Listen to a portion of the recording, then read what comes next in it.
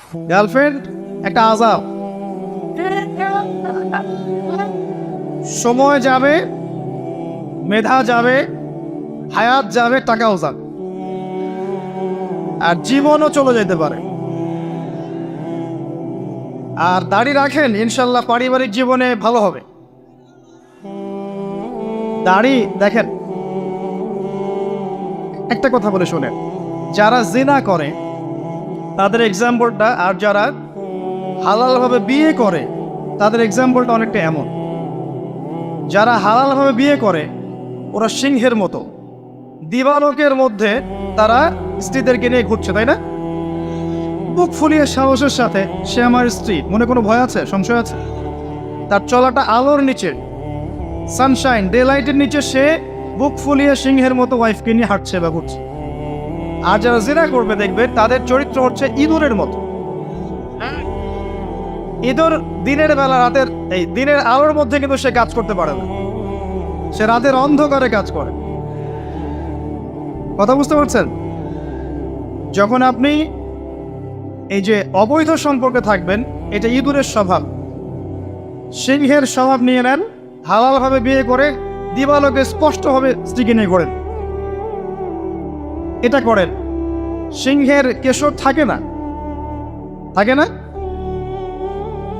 আল্লাহ পাক একটা খাসলত দিয়েছেন, আমাদের একটা বৈশিষ্ট্য দিয়েছেন, পুরুষদের দাড়ি থাকবে মাশাআল্লাহ, স্ত্রীদের দাড়ি থাকবে না, মেয়েদের দাড়ি থাকবে না। আর ওই যে হাদিসটা বারবার আমার মাথায় নক করে, দুইটা হাদিস বারবার নক করে। একটা হচ্ছে যে কিয়ামতের আগে আগে এক শ্রেণীর মেয়ে আসবে যারা কাপড় পরেও নগ্ন থাকবে, এই হাদিসটা আছে না? আরেকটা হাদিস হচ্ছে মেয়েদের সংখ্যা কমবে, ছেলেদের সংখ্যা মেয়েদের সংখ্যা বাড়বে, ছেলেদের সংখ্যা কমবে, এবং মেয়েরা ছেলেদের পোশাক পরবে। এই দুইটা হাদিস আপনি যদি একটু শহরগুলোতে যান, দুইটার জাজল্যমান দৃষ্টান্ত দেখতে পারবেন। আমি বলি আপনাদেরকে, কিয়ামতের কোন সাইনের জন্য অপেক্ষা করে বসে আছেন এখন? আর কিসের জন্য অপেক্ষা করে বসে আছেন? আর কি প্রয়োজন আপনার? আর কোন নিদর্শন প্রয়োজন? আজকে থেকে 100 বছর আগে এইসব মেয়েদের অস্তিত্ব ছিল, যারা এই রোড প্লেসে মেয়েদের ছেলেদের পোশাক পরে ঘুরে বেড়াতো, এবং এমন মেয়েরা যারা কাপড় পরে নগ্ন থাকতো, আজকে থেকে 100-200 বছর আগে। এই দুইটা হাদিস আপনি যখন দেখছেন, আপনি শেভ করছেন ক্লিন, তখন আমার ওই হাদিসটা মনে পড়ে যায় যে ছেলেরা মেয়েদের পোশাক পরবে, মেয়েরা ছেলেদের পোশাক পরবে। এটা আপনি মেয়ের পোশাক পরে নিলেন। কথা বুঝতে পারছেন? যখন আপনি ক্লিন শেভড, আপনি মেয়েদের পোশাক পরলেন। আর মেয়েদেরকে দেখেন, স্যুট, ফর্মাল প্যান্ট, টাই আছে না, জিন্স, টি শার্ট। জিজ্ঞাসা করতে পারে যে আপনারাও কি এগুলো রাস্তাঘাটে দেখে বেড়ান না? আমাদের উত্তর হচ্ছে না ভাই, দেখে বেড়াই না, কিন্তু না দেখে উপায় থাকে না। এবং যেদিকেই তাকাবো সেদিকেই তার। দুইটা অপশন আছে আমার সামনে, একটা আকাশের দিকে মাথা তুলে হাঁটায়, আর একটা মাটির দিকে মাথা তুলে হাঁটা। যদি আকাশের দিকে তাকাই, সামনে বাড়ি খাবো, আর মাটির দিকে তাকে হাঁটতে থাকলে কখনো তো মাথা তুলতেই হচ্ছে। যখনই তুলবেন তখনই কাজ। বিষয়টা হচ্ছে যে ফাংশনটা চেঞ্জ হয়ে গেছে। মেয়েরা ছেলেদের জায়গায় চলে আসে, আর ছেলেরা মেয়েদের জায়গায় চলে আসছে। তরুণ প্রজন্মকে আমি নসিহত করব যে পুরুষত্ব বজায় রাখেন, পুরুষের গাম্ভীর্য, পুরুষের ব্যক্তিত্ব, ওর যে গায়রত, এটাকে বজায় রাখেন। গায়রতওয়ালা পুরুষের এখন অনেক অভাব। যেসব পুরুষেরা গোপনে জেনা করছে, এদের গায়রত নাই। গায়রত মানে বোঝেন? আপনার ব্যক্তিত্ব, আপনার গাম্ভীর্য, শৌর্যবীর্য নাই। যেসব পুরুষেরা এই গার্লফ্রেন্ড বয়ফ্রেন্ড অ্যাফেয়ার্সে লিপ্ত আছে, এদের গায়রত নাই। যারা ক্লিন শেভ করে ঘুরছে, এদের গায়রত নাই।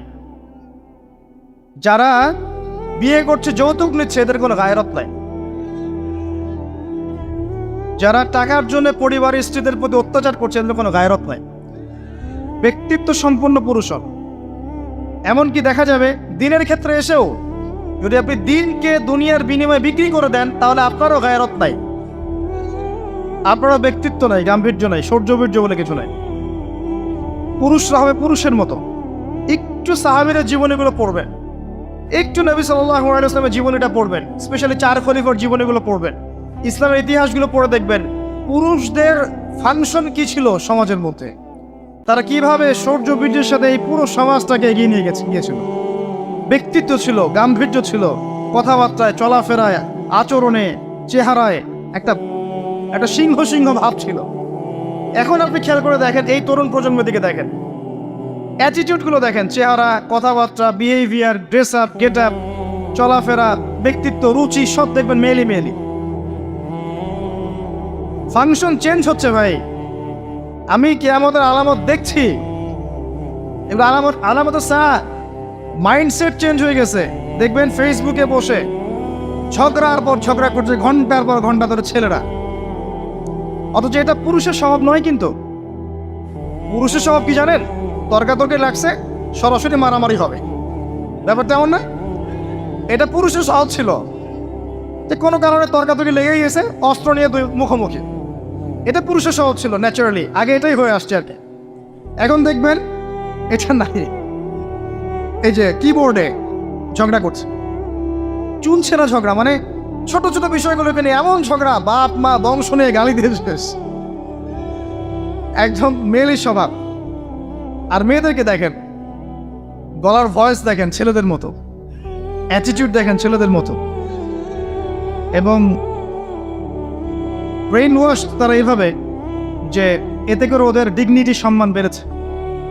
এটা আমি বলবো না তাদের উন্নতি, বরং আমি বলবো যে আমরা যারা আছি আমাদের অধঃপতন হয়েছে এখানে। আল্লাহ পাক বোঝার তৌফিক দান করে। আমি একটা কথা বলতে গিয়ে আবার এদিকে চলে আসলাম যে সুন্নাহ, নবী সাল্লাল্লাহু আলাইহি ওয়াসাল্লামের সুন্নাহ আপনার চেহারায়, আপনার শরীরে, আপনার পড়াশোনায়, আপনার আমলে, পরিবারে, সমাজে নিয়ে চলে আসে। পারা যাবে না ইনশাআল্লাহ? আল্লাহ পাক তৌফিক দান করুন আমাকে এবং আপনাদের সবাইকে। আমিন। আল্লাহ পাক কত দয়ালু দেখেছেন। আল্লাহ পাকের কাছে 100 ভাগ দয়া ছিল, মানে আছে, ছিল না, আছে। এর 1 ভাগ আল্লাহ পাক দিয়েছেন পুরো সৃষ্টি জগৎকে, 99% রেখেছেন তার কাছে। এই দয়া দিয়ে আল্লাহ পাক কিয়ামতের মাঠে আমাদেরকে মাফ করবে ইনশাআল্লাহ। ঘুম থেকে উঠলেন, ওযু করলেন, সালাত আদায় করলেন, সুন্নাহ ইবাদত হয়ে গেল। বাথরুমে যাচ্ছেন, ঢুকছেন বাম পা দিয়ে, বের হচ্ছেন ডান পা দিয়ে, দোয়া পড়ছেন। বাথরুমে ঢোকার দোয়া কি? আল্লাহুম্মা ইন্নী আউযু বিকা মিনাল খুবসি ওয়াল খাবাইস। বের হওয়ার দোয়া কি? এটা যদি নাও পড়েন, গুফরানাকা, এটা পারেন না, ছোট্ট দোয়া, এটা বললে হয়ে যায়, ব্যাস নেকি হয়ে গেল। আমি কষ্ট পাচ্ছি টয়লেটের কারণে, আমার কষ্টটা আল্লাহ বের করে দিলে, আর আমি দোয়া পরে ঢুকলাম, বের হলাম, নেকি। এটা নেকি, আপনি নেকি পেয়েছেন। স্ত্রী সহবাস করেছে একজন মানুষ, মনে করেন হালাল, স্ত্রী সহবাস করেছে, এই স্ত্রী সহবাস করার কাজটার জন্য তার আমল নামায় নেকি লেখা হয়েছে। আর কি চান আল্লাহ পাক, আর কি দিবেন বলেন? খেতে বসেছি, খাওয়াটা আমার জন্য, আল্লাহর জন্য। কার স্বার্থ? আমার স্বার্থ। আমি খাচ্ছি বিসমিল্লাহ, খাওয়ার পর আলহামদুলিল্লাহ। আবার খেয়ে না, আবার নবীর সুন্নত অনুযায়ী খায় না, আমাদের মতো হুজুরদের সুন্নত অনুযায়ী খায় না। আমি নিজেকে তো এক্সাম্পল দিলাম। কিছু মানুষ আছি আমরা, খাওয়ার সুন্নতের বালাই নাই, সুন্নতের ওয়াশ করে যাচ্ছি, খাওয়ার সুন্নতের বালাই নাই। সুন্নতের ওয়াশ করে খাওয়ার টেবিলে বসেছে, মাশাআল্লাহ 10টা আইটেম, পেটে 10 ভাগ খাবার দিয়ে ভর্তি, আর বলছে এই বয়সে না খেলে কোন বয়সে খাবো? মাশাআল্লাহ। খাওয়ার 1 ভাগ, কয় ভাগ? 1 ভাগ ফাঁকা। 1 ভাগ ফাঁকা রাখতেই হবে, নাহলে আপনি অসুস্থ হয়ে যাবেন। ইসলামের হিস্ট্রিতে ইসলামের যারা মুজাহিদ ছিল, মুজাহিদ, মুজাদ্দিদ, ইমাম, খতিব, মুহাদ্দিস, মুফাসসির, কারো ভুঁড়ি ছিল আমার জানা নাই, কারো ভুঁড়ি ছিল আমি কখনো পাইনি। একজনকে পেয়েছি, ওমর রাদিয়াল্লাহু আনহুর যুগে এক ব্যক্তি ভুঁড়ি নিয়ে হাঁটছেন, মাশাআল্লাহ। যাদের আছে মাইন্ড করবেন না, আমি ইনসাল্ট করতে যাচ্ছি না। সে ভুঁড়িটা নিয়ে হাঁটছিল, ওমর রাদিয়াল্লাহু আনহু হাতে লাঠি থাকতো, লাঠিতে গুতা দিয়েছেন পেটের মধ্যে, দিয়ে বলেছেন মা হাদা। তো সে ব্যক্তি বলেছে হাদা হাদা মিন বারাকাতিল্লাহ, এটা আল্লাহর বরকত। তখন ইবনুল খাত্তাব তিনি বলেছেন বাল আযাব মিন ইনদিল্লাহ, বরং এটা আল্লাহর আযাব, বোকা লোক কোথাকার। হিস্ট্রিতে কখনো ছিল না যে মুসলিমদের এমন ভুরি হতে পারে। হ্যাঁ, আমি আখিরুজ্জামানের হাদিসে পেয়েছি, শোনেন, আখিরুজ্জামানের হাদিসে পেয়েছি শেষ জামানে এক শ্রেণীর লোক আসবে মুসলিম, যাদের ভুঁড়ি থাকবে, আরামে ঠেস দিয়ে বসে থাকবে। এই হাদিসটা আছে। অনেক সময় দেখা যায় দিনের দায়িত্ব পালন করছি, আমার মাশাআল্লাহ উচ্চ একটা ভুঁড়ি নেই, শোভা পায় না আপনার দিনের দায়িত্ব, কারণ নিজের দেহের মধ্যেই সুন্নত আদায় করতে পারেন নাই, আমাকে সুন্নত শিখাবেন কি? এক্সারসাইজ করেন, খান পরিমিত, এক ভাগ ফাঁকা রাখেন। এই যে খাচ্ছেন, এই খাওয়াটা কি হচ্ছে? নেকি হচ্ছে, খাওয়াটা নেকি হচ্ছে। আবার খাওয়ার পরে আপনি ধরেন মসজিদে গেলেন, ইবাদত করলেন, নামাজ পড়লেন, নেকি হচ্ছে। বের হয়ে আসলেন, বাসায় চলে আসলেন, পরিবারকে সময় দিচ্ছেন, নেকি হচ্ছে। আপনি মাদ্রাসায় চলে গেলেন, দিনের জ্ঞান অর্জন করছেন, নেকি হচ্ছে। বা আপনি দিনের কোনো একটা প্রজেক্ট বাস্তবায়ন করছেন, কম্বল বিতরণ করবেন শীতকালে, মনে করেন, নেকি হচ্ছে। আপনার নিয়তটাকে ঠিক করেন, প্রত্যেকটা কাজ সুন্নাহ মতো করেন, ঘুম থেকে শুরু করে রাষ্ট্র চালানো পর্যন্ত সব কাজ নেকি হবে ইনশাআল্লাহ। সমাজে দায়িত্ব পেয়েছেন, আপনি এখন সবার মাঝে ইনসাফ করছেন, আদালত মানে ন্যায় বিচার, আপনি হকের মানদণ্ডে ন্যায় বিচার করছেন, দুর্নীতি করছেন না, আপনি আত্মসাৎ করছেন না, আপনি সুদ ঘুষের সাথে জড়িত নন, আপনার পুরো কাজটাই কি হচ্ছে দেখি। বরং এ ধরনের দায়িত্ব যারা পালন করতে পারবে, আল্লাহ পাক আরশের ছায়া দিবেন সব। ন্যায়পরায়ণ শাসক যারা হবে, আল্লাহ পাক তাদেরকে তার আরশের ছায়া দিবেন সব। তা আমি বলতে চাচ্ছি, প্রতিটা কাজই আপনার সুন্নাহ মাফিক হবে, যদি আপনি নিয়াত ঠিক করে পদ্ধতিটা বোঝেন। এটা করা যাবে না ইনশাআল্লাহ। আল্লাহ পাক আমাদের সবাইকে তৌফিক ইনায়াত করুন, আমিন। আর শেষ করার আগে দু একটা কথা বলছি, সেটা হলো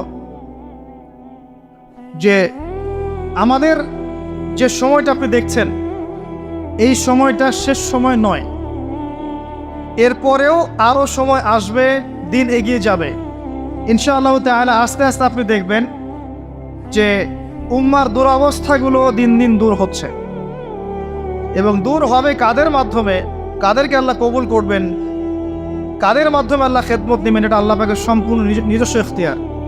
ওয়াল আউয়াল ওয়াল আখির, ওই যে কথাটা বলেছে, আল্লাহ প্রথম, আল্লাহই শেষ। এখন যা দেখছেন, সময় এমন থাকবে না। এখন আপনি দেখছেন বিশ্বের মধ্যে ফাসাদ, আপনি দেখছেন জিওপলিটিক্সের ফাসাদ, ইকোনমিক্সের ফাসাদ, পরিবারের ফাসাদ, সংস্কৃতিতে ফাসাদ, বেহায়াপনা, পর্নোগ্রাফি, জেনা, অশ্লীলতা, নোংরামি চারপাশে দেখছেন। এমন অবস্থা থাকবে না চিরকাল ইনশাআল্লাহ। আস্তে আস্তে আস্তে আল্লাহ পাক এমন প্রজন্ম নিয়ে আসবেন যারা ইনশাআল্লাহ তাওহীদপন্থী হবে, সুন্নাহপন্থী হবে, হালাল খাবে, পারিবারিক আদর্শ ঠিক রাখবে, সুন্নাহ মাফিক চলবে। ইনশাআল্লাহ দেখবেন দিনের জন্য তারা দাওয়াতি কাজ করবে, দিনের জন্য তারা মেহনত করবে, দিনকে এগিয়ে নিবে। আল্লাহ পাক তাদের হাতে ইসলামের বিজয়ের পতাকা দিবেন ইনশাআল্লাহ তাআলা। এটা কত বছর পর, কত শতাব্দী পর, আল্লাহু আ'লাম, আমরা জানি না। তা আমরা যদি আমাদের বেসিক দায়িত্বগুলো পালন করতে পারি, ইনশাআল্লাহ তাআলা ইসলাম বিজয় লাভ করবেই ইনশাআল্লাহু আযজা ওয়া জাল। হতাশ হবেন না, হীনমন হবেন না। ওয়ালা তাহিনু ওয়ালা তাহজানু ওয়া আনতুমুল আ'লাউনা ইন কুনতুম মুমিনিন। আবারও বলছি, ইন তানসুরুল্লাহ ইয়ানসুরুকুম, তোমরা যদি আল্লাহকে সাহায্য করো, তবেই আল্লাহ পাক তোমাদেরকে সাহায্য করবে। ওয়া ইউসাব্বিত আকদামাকুম, তোমাদের পদযুগল আল্লাহ পাক সুদৃঢ় করে রাখবেন। সূরা হাদীদ থেকে আর দুইটা কথা বলে শেষ করছি। সূরা হাদীদ নিয়ে কথা বলছিলাম, এখান থেকে শুরু করেছিলাম। আল্লাহ যেমন শুরু এবং শেষ, তিনি প্রকাশ্য, তিনি গোপন। ওয়া হুয়া বিকুল্লি শাইইন আলিম, এবং তিনি প্রত্যেকটা বিষয় সম্পর্কে জ্ঞানী। তিনি প্রথম, তার মানে যখন মহাবিশ্বের কিছুই ছিল না, শুধুমাত্র আল্লাহ রাব্বুল আলামিন ছিলেন।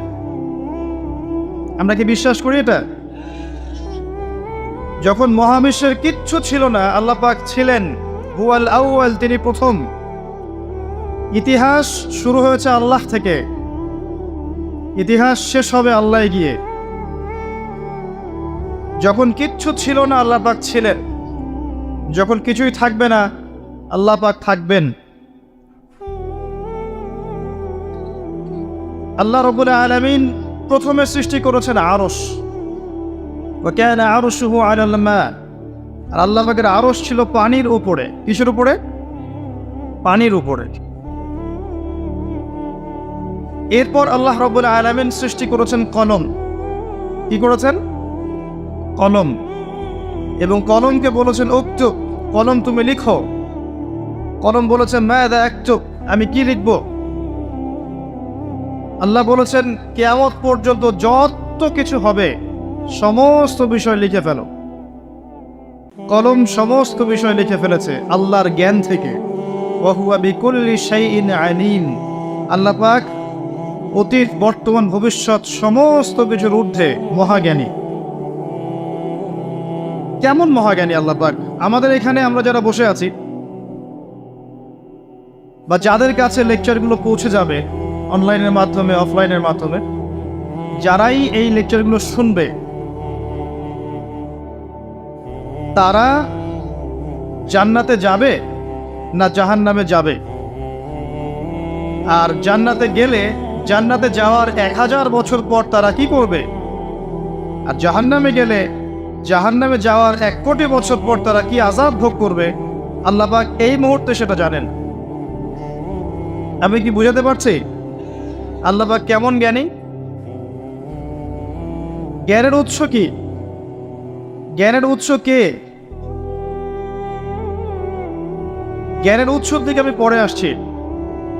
আল্লাহ পাক কলম সৃষ্টি করে প্রত্যেকটা বিষয়কে লিখতে বলেছে। কলম লিখে ফেলেছে। কালি শুকিয়ে গেছে, কলম উঠিয়ে নেওয়া হয়েছে। অতএব এই দুনিয়ার জীবনে আপনার দুনিয়ার বাড়ি গাড়ি, টাকা পয়সা, রিজিক, ব্যবসা বাণিজ্য, স্ত্রী সন্তান, এগুলোকে নিয়ে এত বিচলিত হওয়ার কিছু নাই। আপনার আমার তাকদিরে যা লেখা হয়েছে এর একটা দানা আপনি বেশি খেয়ে পৃথিবী থেকে যাবেন না। আর আপনার আমার রিজিকে যা আছে তার এক চুল রেখে আপনি দুনিয়া থেকে যাবেন না। এটাই চূড়ান্ত সত্য কথা। আপনি ঘুষ খান আর সুদ খান আর দুর্নীতি করেন আর মানুষের সম্পদ আত্মসাৎই করেন না কেন, যতটুকু লেখা আছে আপনার তাকদিরে এর বেশি আপনি কিচ্ছু পাবেন না। আর আপনি হালালে থাকার জন্য যতই কষ্ট করেন, হালালে আছেন, সবজি বিক্রি করে খাচ্ছেন, আপনি ছোটখাটো ব্যবসা করছেন, মানুষ আপনাকে দাম দেয় না, আন্ডারএস্টিমেট করে, গরিব বলে, ফকির মিসকিন বলে, কিন্তু আপনার তাকদিরে যা আছে আপনি সেটাই পাবেন, এর বেশি আপনি কিচ্ছু পাবেন। হুয়াল আউয়ালু ওয়াল আখির, আল্লাহ পাক প্রথম এবং আল্লাহই শেষ। কুল্লু মান আলাইহা ফান ওয়া ইয়াবকা ওয়াজহু রাব্বিকা যুল জালালি ওয়াল ইকরাম। প্রত্যেকটা বিষয় ফানা হয়ে যাবে, কিচ্ছু থাকবে না। এখন আপনি পৃথিবীতে যা দেখছেন এগুলোর কিছুই থাকবে না। প্রত্যেক মানুষ, প্রত্যেকটা জিন, প্রত্যেক উদ্ভিদ, প্রত্যেক এই প্রাণী, আকাশ, মহাবিশ্ব, গ্রহ নক্ষত্র, চন্দ্র সূর্য, সমুদ্র, পাহাড় পর্বত, বিশ্বনেতা, রাষ্ট্রনেতা, সমাজ নেতা, পরিবারের কর্তা, অর্থনৈতিক নেতা, সবাই মারা যাবে, সবাই শেষ হয়ে যাবে, কিচ্ছু থাকবে না। এই বিষয়টা আগে ভালো করে হজম করতে হবে যে আমরা এখানে থাকতে আসিনি, আমরা এই দুনিয়ায় থাকতে আসিনি, আমরা এখানে এসেছি চলে যেতে। যার মনের মধ্যে এই কনসেপ্ট থাকে সে কখনো আল্লাহ পাকের বিদ্রোহী হতে পারে না, সে কখনো আল্লাহ দ্রোহিতা করতে পারে না, কুফরি করতে পারে না, শিরক করতে পারে না, আল্লাহর অবাধ্য হতে পারে না। যার মনের মধ্যে এই চিন্তা বদ্ধমূল যে আমি এখানে থাকতে আসিনি, আমি এখানে মুসাফিরের মতো এসেছি, গাছের ছায়ায় বিশ্রাম নিচ্ছি, বিশ্রাম নিয়ে শেষ হবে, চলে যাও।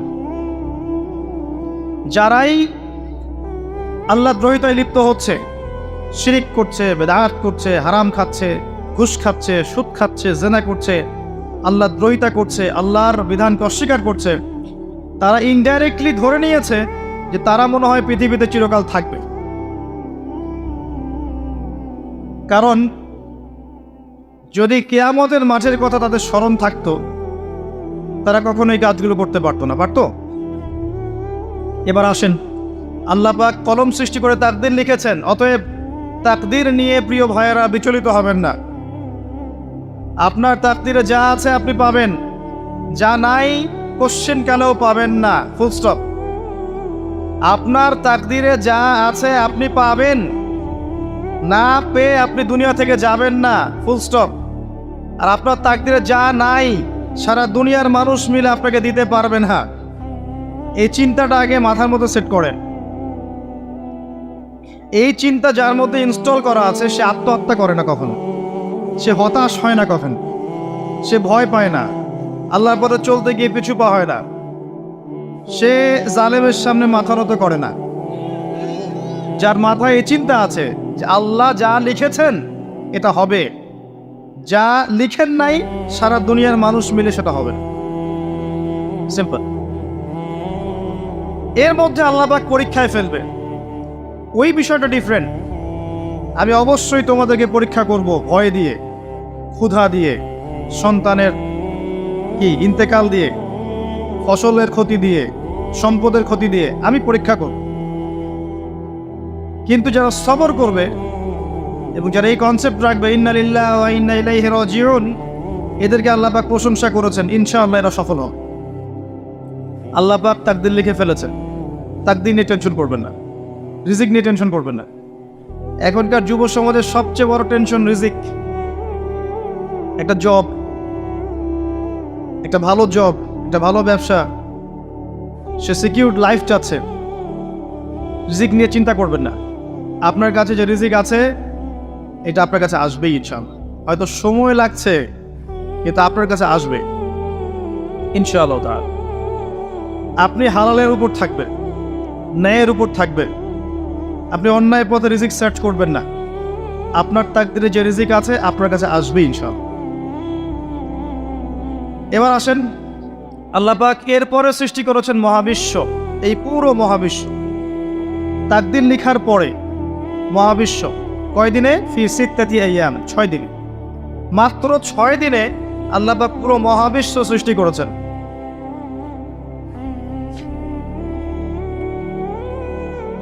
ওয়াল্লাযী খালাকাস সামাওয়াতি ওয়াল আরদা ফি সিত্তাতি আইয়াম সুম্মা ইসতাওয়া আলাল আরশ। সূরা হাদীদের মধ্যে একটা আছে, তিনি সেই আল্লাহ যিনি এই মহাবিশ্ব সৃষ্টি করেছেন 6 দিনে, এরপরে আরশের উপর সমাসীন হয়েছেন। আল্লাহ পাক এর একদিন আমাদের একদিনের মতো নয়, বরং কিয়ামতের মাঠে যেদিন আমরা দাঁড়িয়ে থাকব এই দিনটা হবে আল্লাহর হিসেবে 50,000 বছরের সমান। মানুষ অস্থির হয়ে থাকবে, বিচার শুরু হচ্ছে না কেন। অপেক্ষা করা কাজটা খুব যন্ত্রণাদায়ক, তাই না? কারোর জন্য অপেক্ষা করে আছেন, 1 ঘন্টা পর আসবে, এলো না, আপনি অস্থির হবেন। 2 ঘন্টা পর এলো না, 10 ঘন্টা পর এলো না, আপনি অস্থির হবেন, পায়চারি করবেন, বই পড়বেন, নাস্তা খাবেন, হাঁটাহাঁটি করবেন, আপনি ব্যাকুল হয়ে যাবেন। অপেক্ষা করা একটা ডিফিকাল্ট কাজ। কিয়ামতের মাঠে মানুষ 50,000 বছর অপেক্ষা করবে, বিচার শুরু হচ্ছে না কি জন্যে। সবাই গিয়ে ধন্না দিবে, প্রথমে আদম আলাইহিস সালাম, তারপরে নূহ আলাইহিস সালাম, ইব্রাহিম, মূসা, ঈসা আলাইহিমুস সালাম। আল্লাহর কাছে একটু সুপারিশ করেন, বিচার যেন শুরু হয় অ্যাটলিস্ট। কেউ কিচ্ছু করতে পারবে না, কারণ সবাই বলবে ইয়া নাফসি, ইয়া নাফসি। দূর থেকে একজনের আওয়াজ আসবে যিনি ইয়া নাফসি বলছেন না, যিনি বলছেন ইয়া উম্মতি, ইয়া উম্মতি। সবাই তার কাছে যাবে এবং তিনি আমাদের নবী মুহাম্মদুর রাসূলুল্লাহ সাল্লাল্লাহু আলাইহি ওয়াসাল্লাম সিজদায় পড়ে যাবেন এবং তার উম্মার জন্য সুপারিশ করবেন। উম্মার কবিরা গুনাহগার ব্যক্তিদেরকে সুপারিশ করে তিনি জান্নাতে নিয়ে যাবেন ইনশাআল্লাহ। আল্লাহ তাকে ওয়াদা করেছেন, হে নবী, তোমার উম্মতের কোনো ব্যক্তি যদি শিরিক না করে আমার সামনে উপস্থিত হয় আমি তাকে মাফ করে দেব ইনশাআল্লাহ। হাদিসে কুদসির মধ্যেও আছে যে হে আদম সন্তান, তুমি যদি দুনিয়ার সমান পাপ নিয়ে, আসমান জমিন সমান পাপ নিয়ে আমার সামনে দাঁড়াও, কিন্তু আমার সাথে কাউকে শরিক করনি, তাহলে আমি আল্লাহ তোমার সামনে আসমান জমিন সমান ক্ষমা নিয়ে উপস্থিত হব ইনশাআল্লাহ। সূরা হাদীদ নিয়ে কথা বলছিলাম, এখান থেকে শুরু করেছিলাম আল্লাহ যেমন শুরু এবং শেষ, এর মাঝখানে আল্লাহ পাক যেমন এই মহাবিশ্ব সৃষ্টি করে আমাদেরকে দুনিয়ার হায়াত দিয়েছেন, এই হায়াতটাকে আমাদেরকে মূল্যায়ন করতে হবে। কি করতে হবে? এই হায়াতটাকে আল্লাহ পাক তুলনা করেছেন একটা আয়াতের সাথে। এটা বলে আমি শেষ করছি, শোনেন। এই দুনিয়ার জীবনের হায়াতটাকে আল্লাহ পাক তুলনা করেছেন এমনভাবে, ই'লামু, তোমরা জেনে রাখো, আন্নামাল হায়াতুদ দুনিয়া, এই দুনিয়ার হায়াতটা হচ্ছে লাইবুন, খেলাধুলা, ওয়া লাহু, ঠাট্টা, মানে এটা অহেতুক, ওয়া যিনাতু ওয়া তাফাখুরুম বাইনাকুম ওয়া তাকাসুর, চাকচিক্য, একে অপরের প্রতিযোগিতা, প্রাচুর্যের মোহ ছাড়া কিছুই নয়। এটা আমাদের দুনিয়ার হায়াত। ওয়া মা হাযিহিল হায়াতুদ দুনিয়া ইল্লা মাতাউল গুরুর, এটা সম্পূর্ণ ধোঁকা, মরিচিকা ছাড়া কিছুই নয়। অতএব দুনিয়ার হায়াতটা যেহেতু মরিচিকা, আল্লাহ একটা কাজ দিয়ে দিয়েছেন, সাবিকু ইলা মাগফিরাতিম মির রাব্বিকুম ওয়া জান্নাহ, দুনিয়ার জীবনকে প্রাধান্য না দিয়ে তোমরা আল্লাহর ক্ষমা এবং জান্নাতের দিকে ছুটে চলো। উইদ্দাত লিল্লাযিনা আমানু বিল্লাহি ওয়া রাসূলিহি, এই জান্নাত তাদের জন্য প্রস্তুত করা আছে যারা আল্লাহ এবং তার রাসূলগণের প্রতি বিশ্বাস স্থাপন করেছে। এরাই সেই মানুষ যারা নূর পাবে। কি পাবে? নূর পাবে। ইয়াউমা তারাল মুমিনিনা ওয়াল মুমিনাত ইয়াসআ নূরুহুম বাইনা আইদিহিম ওয়া বিআইমানিহিম, এরাই সেই ব্যক্তি যারা নূর পাবে আল্লাহর। কিয়ামতের দিন ডানে এবং সামনে নূর ছুটতে থাকবে ইনশাআল্লাহ আযজা ওয়া জাল। মুনাফিকরা বলবে, নাক্তাবিস মিন নূরিকুম, কিছু নূর আমাদেরকে দাও, আমরা তোমাদের সাথেই ছিলাম। ওদেরকে বলা হবে, ইলারজিউ ওয়ারাকুম ফালতামিসু নূরা, পিছনে যাও, তোমাদের নূর খুঁজে বের করো, কারণ দুনিয়ার হায়াত তোমাদেরকে প্রতারিত করেছে। প্রিয় ভাইরা, দুনিয়ার জীবনটাকে চূড়ান্ত জীবন মনে করবেন না। আপনার ৬০-৭০ বছরের হায়াতটাকে কাজে লাগান, তাওহীদের উপর থাকেন, সুন্নাহর উপর থাকেন, দুনিয়ার জীবনকে প্রয়োজন মনে করেন, মানুষের সাথে কম মিশেন, কম কথা বলেন, বেশি বেশি পড়েন, আমল করেন, তাজকিয়া অর্জন করেন, হালাল খান। দিনের বিজয়ের জন্যে আপনার জান, মাল, সময়, শ্রম যা আল্লাহ আপনাকে দিয়েছেন, এটা দিয়ে মেহনত করেন। ইনশাআল্লাহ তাআলা এই তরুণ প্রজন্ম এবং আমাদের আগামী প্রজন্মের হাতেই আল্লাহ চান তো দিনের বিজয়ের পতাকা উঠবেই ইনশাআল্লাহ আযজা ওয়া জাল।